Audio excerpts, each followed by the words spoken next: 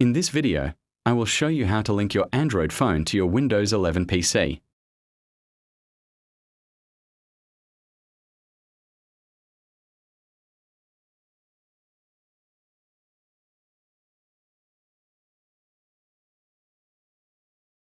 Scan using your phone.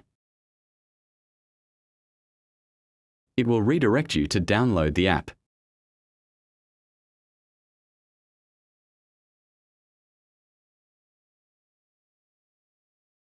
Once you downloaded the app, you need to log in your Microsoft account to your phone, then grant it permissions.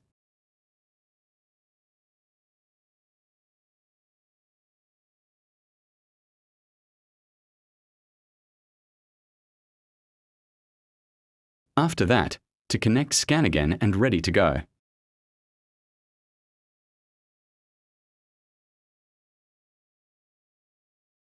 There you go. Pictures, text, and calls are ready on your PC.